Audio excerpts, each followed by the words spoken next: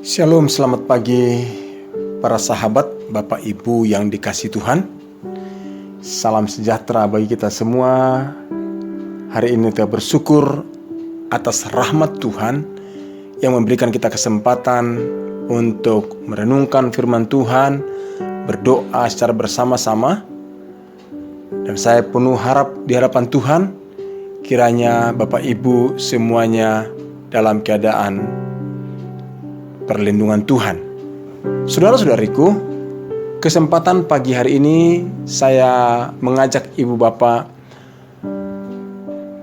memperhatikan firman Tuhan dari 1 Samuel pasal yang kedua ayat 12 sampai dengan ayat yang ke-26. Karena ayatnya cukup panjang, maka saya tidak akan membacakannya secara berurutan atau secara ayat per ayat. Tetapi saya mau menyampaikan kepada Bapak Ibu isi dari bagian ayat tersebut. Dan secara khusus yang akan kita bicarakan adalah tentang Imam Eli dan anak-anaknya. Kita mau lihat tentang Imam Eli dan anak-anaknya melalui ayat-ayat ini. Ibu Bapak, dalam ayat ini dijelaskan bahwa Imam Eli adalah seorang imam yang melayani di rumah Tuhan di Shilo. Tapi bukan hanya Imam Eli yang melayani di sana, ada juga dua orang anaknya yang bernama Hofni dan Pinehas, yang juga memiliki jabatan sebagai imam. Jadi ayahnya imam, anak-anaknya juga imam, yaitu Hofni dan Pinehas. Tetapi dalam 1 Samuel pasal 2 ayat 12 sampai 26 dituliskan tentang kisah daripada ayah dan anak-anaknya ini. Kisahnya cukup tragis, bahkan saya katakan tragis, sangat tragis. Maka saya ingin mengajak Ibu Bapak mempelajarinya, menyimaknya, dan mengambil hal-hal yang dapat kita jadikan sebagai pelajaran bagi kehidupan kita. Apakah yang terjadi? Di dalam ayat-ayat tersebut dituliskan bahwa anak-anak Imam Eli disebutkan sebagai orang dursila. Ini sangat mengejutkan. Kenapa anak-anak Imam Eli disebut sebagai orang dursila? Mengapa Hofni dan Pinehas itu sebagai seorang imam yang melayani di Bait Allah, mereka disebutkan sebagai orang dursila? Ditulis jawabannya dan penjelasannya dalam ayat-ayat itu. Dikatakan bahwa mulai ayat 12 sampai dengan ayat 14, bahkan sampai dengan ayat 17 dijelaskan bahwa Hofni dan Pinehas melakukan yang jahat di rumah Allah. Jadi mereka disebutkan oleh Tuhan sebagai orang-orang dursila, padahal mereka seorang imam. Yang mereka lakukan itu melakukan yang jahat.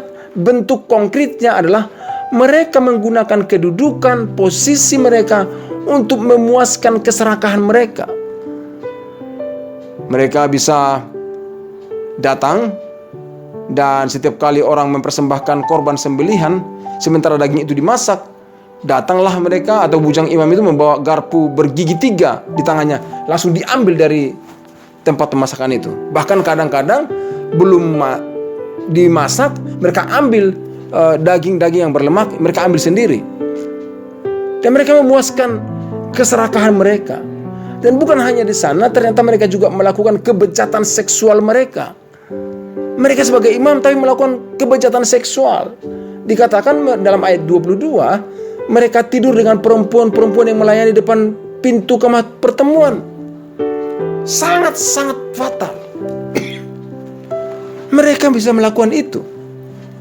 Maka Tuhan mengatakan mereka adalah orang-orang dursila sebagai imam, tapi hidupnya tidak mencerminkan pribadi dan karakteristik seorang imam yang harusnya menjadi panutan, yang harusnya hidup di dalam kekudusan, tapi justru mereka yang merusak dan membawa kerusakan di dalam kehidupan umat Allah. Bahkan dia atau mereka, Hofni dan Finehas, tidur dengan perempuan-perempuan yang melayani di depan pintu kemah pertemuan. Sama-sama pelayan, sama-sama orang bertugas di rumah Tuhan, tapi mereka melakukan kebejatan-kebejatan yang begitu menyakiti hati Tuhan. Namun Bapak Ibu dikasih Tuhan, yang terjadi tidak hanya tentang mereka, atau bukan hanya tentang Hofni dan Pinehas. Yang kedua yang juga terjadi adalah Imam Eli. Imam Eli juga ternyata menjadi imam yang kehilangan otoritas sebagai seorang ayah. Walaupun Imam Eli menegur, menasihati anak-anaknya, tapi Hofni dan Pinehas dituliskan dalam ayat 25, mereka tidak mendengarkan. Ini sesuatu hal yang sangat fatal. Mereka bisa melayani orang lain, atau khususnya Eli bisa melayani orang lain, Imam Eli bisa mendoakan orang lain, tapi anak-anaknya tidak taat kepadanya, malah memberontak, malah hidup tidak sesuai dengan nilai-nilai yang diajarkan. Saya yakin bahwa kalau Hofni dan Pinehas diangkat menjadi imam di rumah Allah, itu sudah melalui proses yang tidak otomatis tentunya. Ada proses yang dilaluinya. Tapi yang jelas, kita melihat Hofni dan Pinehas sebagai imam tidak melakukan standar hidup dan standar moral yang seharusnya. Dan bahkan mereka tidak menghormati ayah mereka, yaitu Imam Eli. Tentunya kalau kita lihat dari sisi yang lain, kita tidak bisa mengatakan ini semua hanya kesalahan Hofni dan Pinehas. Tapi Imam Eli juga pasti punya kesalahan, sehingga dia menjadi imam yang tidak dihormati oleh orang anak-anaknya, tidak didengarkan oleh anak-anaknya. Bukankah ini suatu hal yang tragis? Sama-sama melayani, tapi tidak saling menghormati lagi. Padahal ada hubungan antara ayah dan anak, juga tidak menghormati ayahnya lagi. Wah, ini sangat-sangat fatal. Padahal mereka semua pelayan-pelayan Tuhan. Lalu apa menjadi pelajarannya bagi kita Bapak Ibu? Ternyata kalau kita lihat dari pelajaran ini atau dalam kejadian ini, kisah ini, jabatan seseorang dalam pelayanan tidak otomatis menjadi ukuran kerohanian orang tersebut. Saya ulang lagi. Ternyata jabatan seseorang dalam pelayanan tidak otomatis menjadi ukuran kerohanian orang tersebut. Mereka sama-sama pelayanan, sama-sama imam, tapi kehidupan yang tidak mencerminkan orang yang rohani. Malah justru mereka menunjukkan sikap yang sangat-sangat jauh dari apa yang Tuhan harapkan. Hofni dan Pinehas imam di rumah Tuhan, tapi berzina. Pelayan-pelayan perempuan yang di kemah pertemuan juga bersama-sama mereka berzina bersama, padahal sama-sama pelayan Tuhan. Ini sangat-sangat fatal. Dan dikatakan firman Tuhan bahwa karena keadaan yang mereka lakukan, dosa mereka semakin bertambah di hadapan Tuhan. Yang kedua yang bisa kita pelajari adalah kerohanian seseorang hanya ditentukan oleh relasi dan kecintaan serta hormatnya kepada Tuhan. Jadi bukan karena posisinya. Jadi siapapun Anda, siapapun kita, kalau kita mencintai Tuhan serta hormat dan membangun relasi yang baik dengan Tuhan, maka kerohanian kita akan menjadi sehat. Tapi jangan salah mengerti, berarti nggak perlu kita punya pelayanan. Ya, melayani Tuhan juga perlu. Tapi yang paling utama adalah jangan sampai pelayanan tersebut justru mengurangi kecintaan kita dan rasa hormat kita kepada Tuhan, apalagi membuat relasi kita rusak dengan Tuhan. Kok bisa pelayanan bisa merusak dengan Tuhan? Iya, karena sibuknya pelayanan sampai lupa bersekutu dengan Tuhan. Karena sibuknya pelayanan sampai lupa berdoa kepada Tuhan. Karena asiknya pelayanan sampai lupa untuk membimbing dan mendidik keluarga. Seperti ini, Imam Eli lupa. Dan dia tidak membimbing anak-anaknya secara baik dan secara tuntas. Dan yang berikutnya yang bisa kita lihat pelajarannya adalah kalau tidak menjaga hati dan menjaga sikap, posisi dalam pelayanan dapat memperbesar dosa. Kalau tidak hati-hati, kenapa? Bisa membuat orang sombong, bisa membuat arogan, bisa membuat dia lupa diri. Sama seperti anak-anak Imam Eli. Hofni dan Pinehas menyuruh bujangnya untuk melakukan tindakan-tindakan yang paksa kalau katanya untuk makanan mereka. Mereka mengatakan imam membutuhkan daging. Wow, bujangnya memaksa semua orang. Kalau nggak dikasih, dipaksa dengan kekerasan. Saudaraku dikasih Tuhan, keadaan ini tentunya bukan keadaan yang membanggakan, tapi justru menyedihkan, bahkan memalukan. Tetapi kita tidak perlu untuk terus melihat apa yang dilakukan oleh anak-anak Imam Eli, Hofni dan Pinehas, dan juga apa yang sedang menerpa kehidupan Imam Eli. Tapi kita harus perlu merenungkan, Bapak Ibu guys Tuhan, supaya yang pertama adalah kita menghargai posisi pelayanan yang dipercayakan Tuhan bagi kita. Kalau Tuhan memberikan kepelayanan, kita harus menghargai posisi tersebut. Kalau Tuhan memberikan kita kesempatan untuk dalam posisi tersebut, kita harus menghormati Tuhan. Bagaimana caranya? Kita tetap menjaga kekudusan hidup kita. Jangan karena kita sudah melayani merasa nggak perlu lagi terkontrol dan sudah paling benar dan sudah paling kudus dan semua tindakannya pasti tindakan yang benar. Oh, tunggu dulu, belum tentu. Itu sebabnya harus menghargai posisi pelayanan dengan tetap menjaga kekudusan hidup kita dan sikap hati kita di hadapan Tuhan. Yang kedua menjadi renungan dan pelajaran bagi kita adalah kita melihat dari kisah ini, Tuhan tidak pernah mentolerir siapapun yang melakukan dosa dan pelanggaran di hadapannya. Tidak pernah. Mau jadi pelayan kah? Mau jadi imam? Mau jadi jemaat biasa? Kalau melakukan dosa, Tuhan tidak pernah mentolerir. Oh, kalau orang berkata, oh kita kan jemaat biasa, nggak sempurna, maka kalau dia melakukan dosa, Tuhan Maha Tahu lah. Iya, Tuhan Maha Tahu, tapi dia juga akan melakukan penghukuman bagi orang yang melakukan dosa. Oh, mungkin karena imam itu udah banyak bersekutu dengan Tuhan dan melakukan dosa sedikit-sedikit, nggak apa-apalah. Oh, tunggu dulu. Tuhan tidak pernah mentolerir semua tindakan dosa.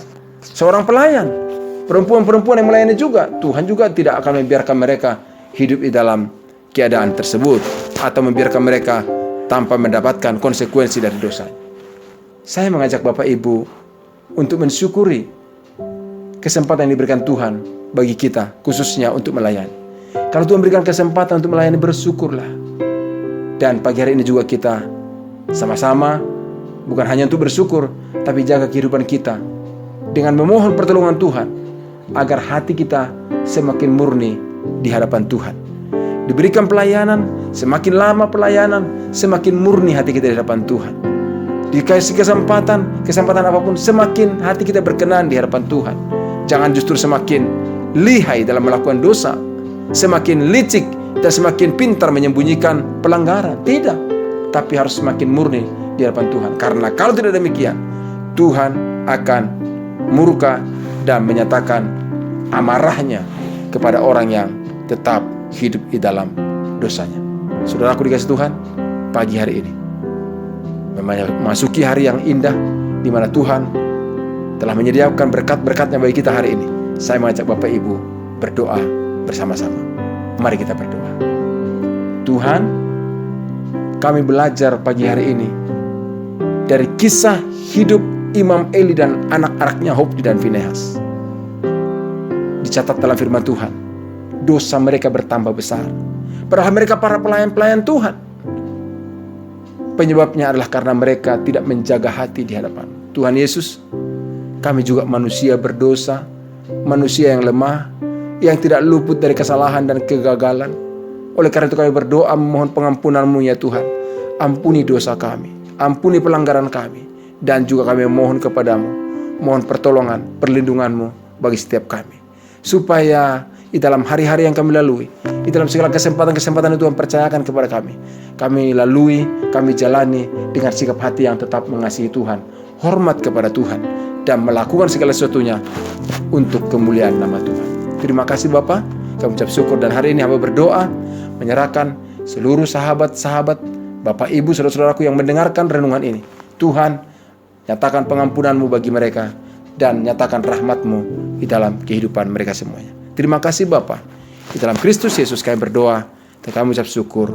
Haleluya. Amin. Dengan demikian berakhir sudah renungan kita, tapi saya percaya kasih Tuhan dan rahmat Tuhan selalu nyata bagi kita semuanya. Shalom, Tuhan Yesus memberkati. Amin.